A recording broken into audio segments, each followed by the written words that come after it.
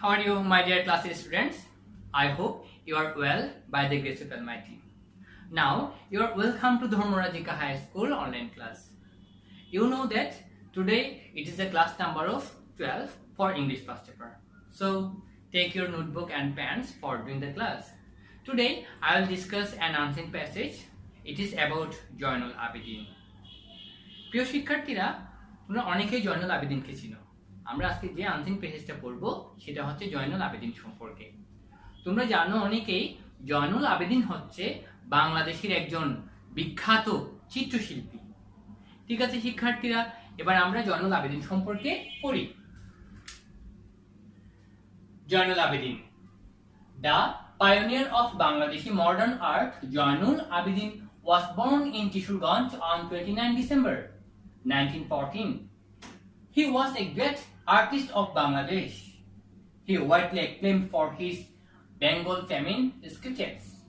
Through a series of sketches, he showed the harsh famine of 1940 and its sinister face through the skeletal figure of the people destined to die from starvation. He depicted these extremely shocking pictures with human compassion. He produces a series of brush and ink drawing which later became iconic images of human sufferings. প্রিয় শিক্ষার্থী, এবার আমরা বুঝে বুঝে দেখি।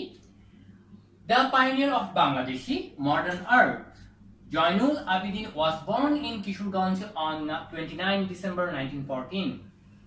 The pioneer এর অর্থ হলো অগ্রদূত বা প্রবর্তক, আর মডার্ন আর্ট এর অর্থ হলো আধুনিক চিত্রশিল্প।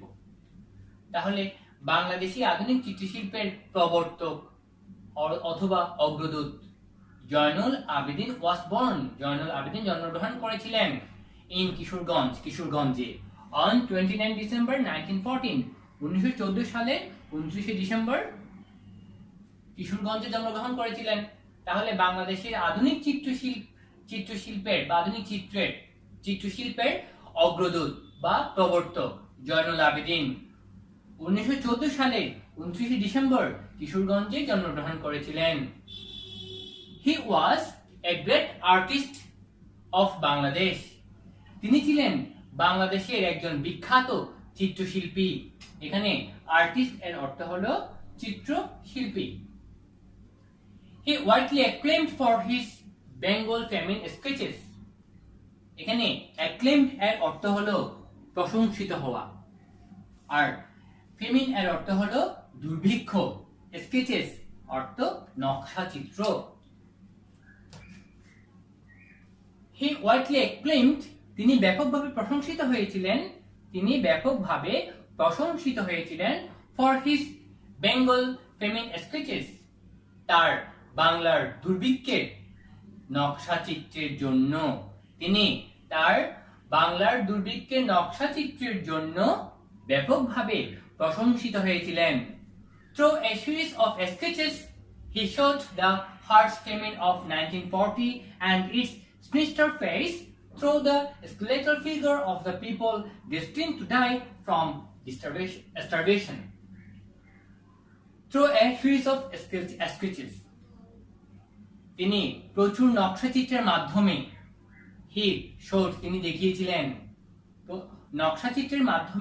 তিনি দেখিয়েছিলেন বা তিনি তুলে ধরেছিলেন the harsh famine of 1940, 1940 সালের ভয়াবহ দুর্ভিক্ষকে, and its sinister face, এবং ইহার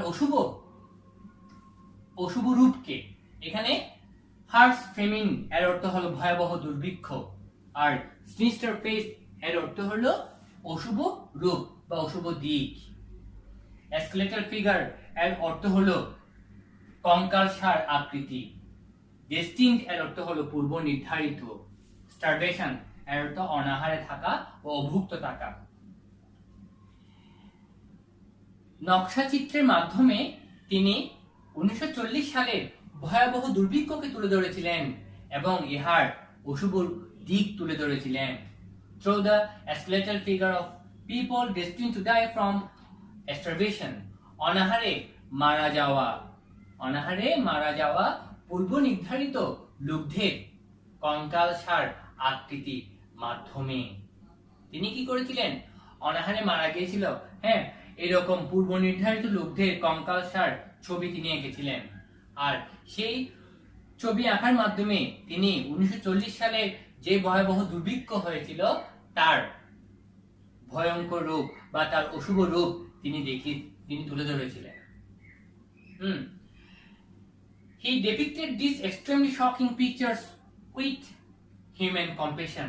He depicted, এখানে depicted অর্থ হলো ফুটিয়ে তোলা, extremely অর্থ হলো চরম ভাবে, shocking pictures মর্মস্পর্শী ছবি, with human compassion এর অর্থ হলো মানব সমবেদনা।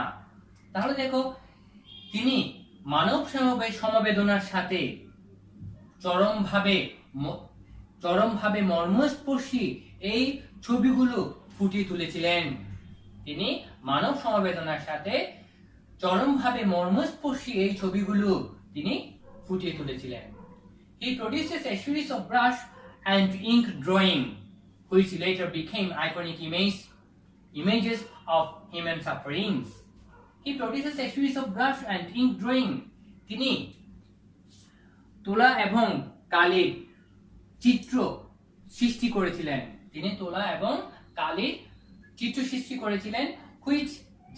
which later যা পরে became iconic images প্রতিমা স্বরূপ ছবি হয়ে উঠেছিল বা প্রতিমামূলক ছবিতে পরিণত হয়েছিল হিউম্যান সাফারিংস, মানব কষ্টে।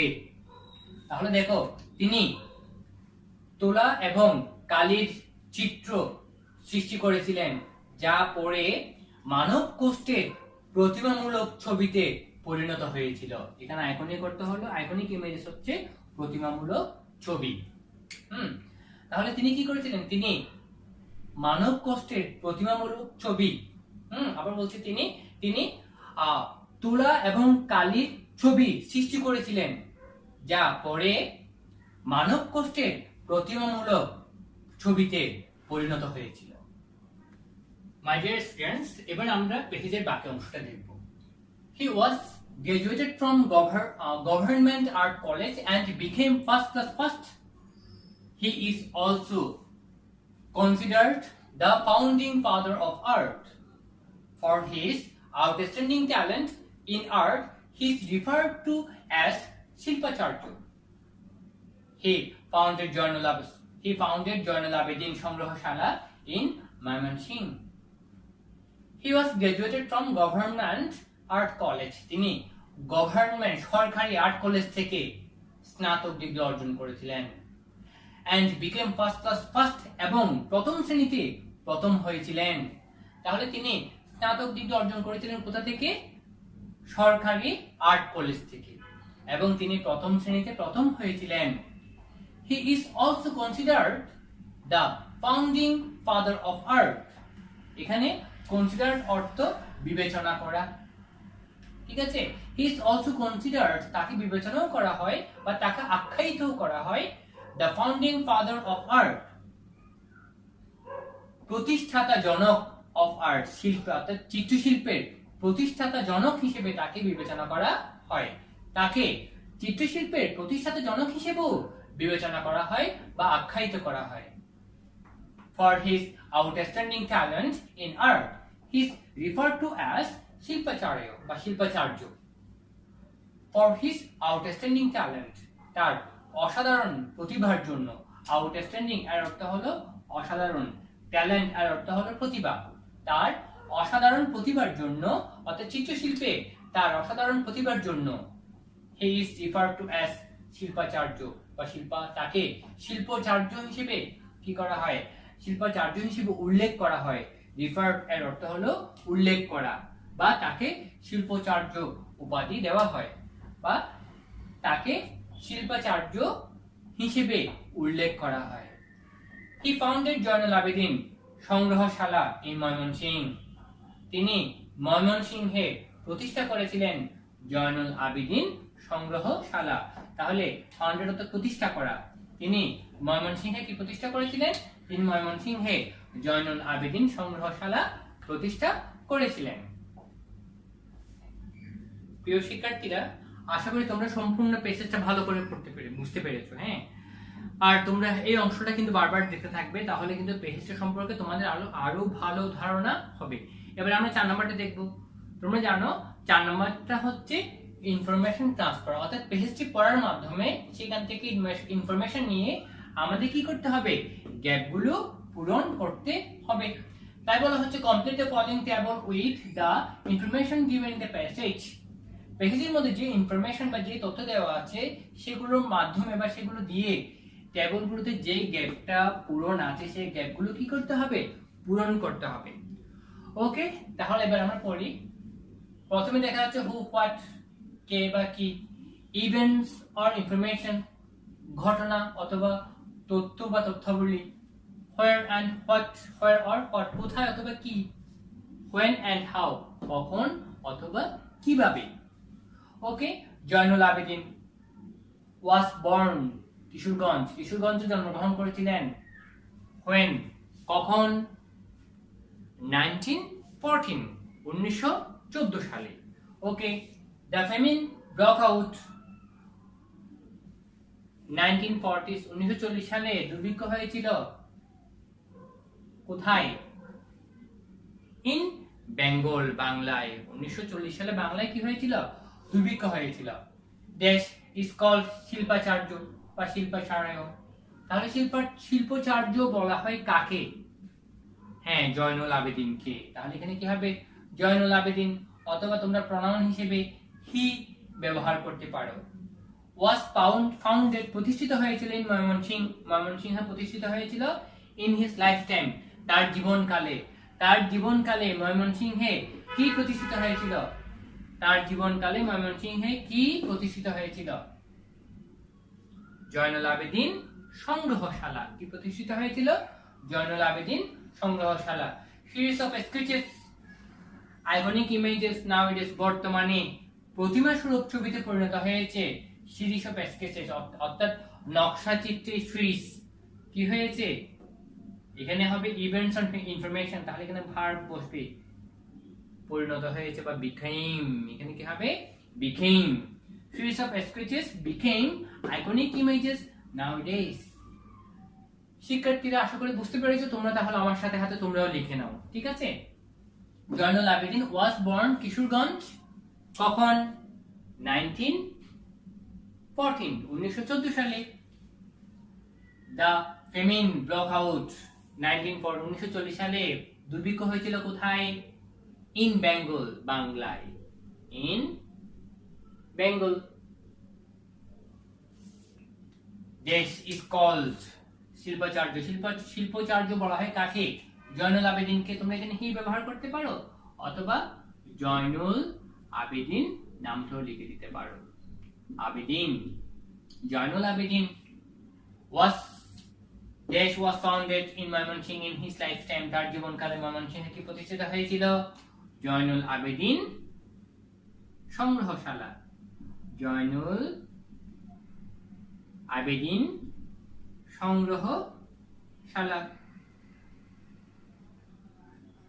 সংগ্রহশালা প্রতিষ্ঠিত হয়েছিল।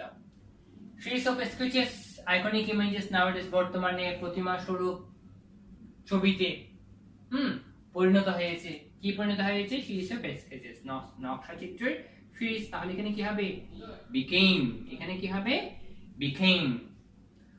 ওকে শিক্ষার্থীরা, এই হচ্ছে 4 নাম্বার, ঠিক আছে? তোমরা তাহলে লিখে নাও আগে। প্রিয় শিক্ষার্থীরা, এবার আমরা দেখব ট্রু অর ফলস। প্রথমে বলছি কি, পেজটা আবার পড়ো। পেজটা আবার পড়ার পর তারপর ট্রু অর ফলস তুমি নির্বাচন করো। যদি ট্রু হয় ট্রু লিখবা, আর যদি ফলস হয় তাহলে অবশ্যই কারেক্ট অ্যানসারটা দিতে হবে। এখানে বলা হচ্ছে রিড দ্য প্যাসেজ अगेन, পেজটা আবার পড়ো and write true or false, এবং ট্রু অথবা ফলস লিখো। if false give the correct answer, যদি ফলস হয় তাহলে কারেক্ট অ্যানসার দাও। Zainul Abedin was born in Kishoreganj on 29 December 1912। 1912 সালে অর্থাৎ 29 ডিসেম্বর জয়নুল আবেদিন কিশোরগঞ্জে জন্মগ্রহণ করেছিলেন। এটা ট্রু নাকি ফলস? অবশ্যই এটা ফলস, বিকজ তিনি জন্মগ্রহণ করেছিলেন কত সালে? 1914 তাহলে হবে এটা হবে false correct answer কি হবে Zainul Abedin was born in Kishoreganj on 29 December 1914 he was a great teacher of art তিনি ছিলেন তোমার চিত্রশিল্পের একজন মহান শিক্ষক আমরা মহান শিক্ষকও বলতে পারি তো গ্রেট মাস্টারও বলতে পারি হ্যাঁ এটা কিন্তু ট্রু এটা কি হবে ট্রু হবে he was a great teacher of art তিনি ছিলেন চিত্রশিল্পের একজন মহান শিক্ষক বা মহান গুরু C a harsh famine took place in Bengal in 1942 1942 সালে বাংলায় একটি ভয়াবহ দুর্ভিক্ষ হয়েছিল এটা ট্রু নাকি ফলস 1942 সালে নাকি 1940 সালে হয় কখন হয়েছিল 1940 সালে অর্থাৎ 1940 তাহলে এটা কি হবে ফলস কারেক্ট आंसर হবে a harsh famine took place in Bengal in 1940